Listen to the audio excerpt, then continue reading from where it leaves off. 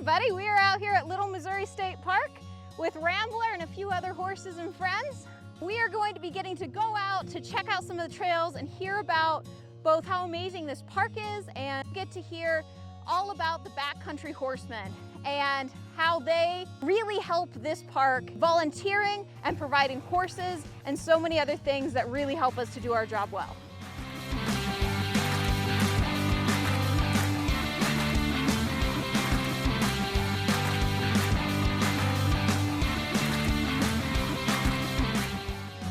Got a couple of them corduroy ones.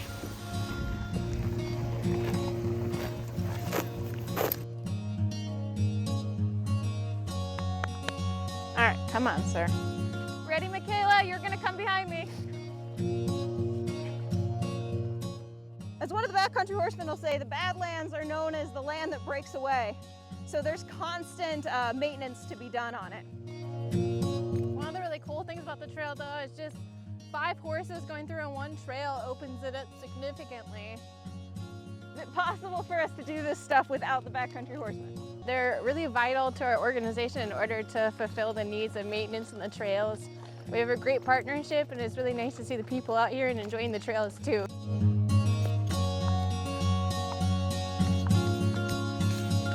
It's so pretty over here. Cool features about Little Missouri State Park is there's a few different trails. They all have names, so we go by a lot of abbreviations, but one of the old ones was Cougar Canyon, and that's because one of the people who used to live out here, Linnell, she would see cougars out here. And I have yet to see one, but that's kind of cool. Other wildlife you'll see is mule deer and white-tailed deer, turkey, and a variety of different songbirds. Things that we as team members out here consider when trails are allowed to be ridden or walked on versus when they're closed is it safe for a hiker and is it safe for a rider? And if one or the other is going to be in danger, then we make the decision that there's no access on that section until conditions improve. Badlands soil is very clay-like, and that doesn't allow the water to leave very easily.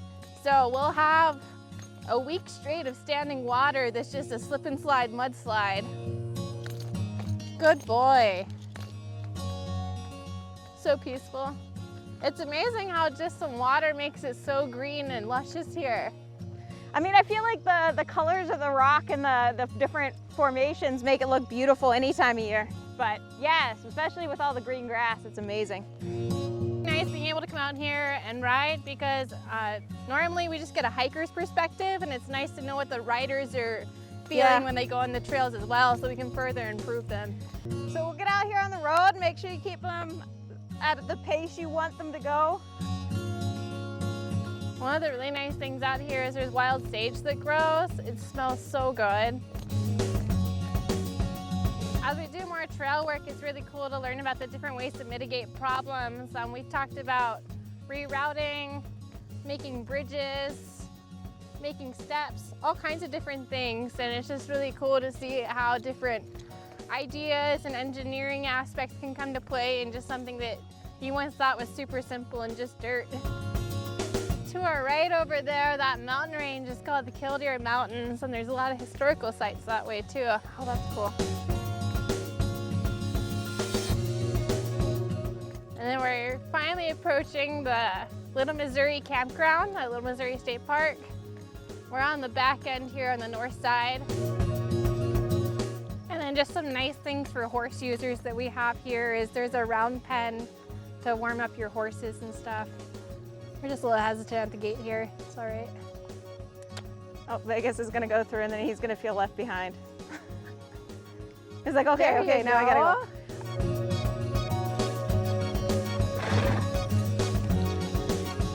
It was amazing to get to be out here and ride with Michaela and hear all about the backcountry horsemen and how they help Little Missouri and state parks all over our state. Thanks for coming along, and hopefully you'll come check out Little Missouri State Park at some point.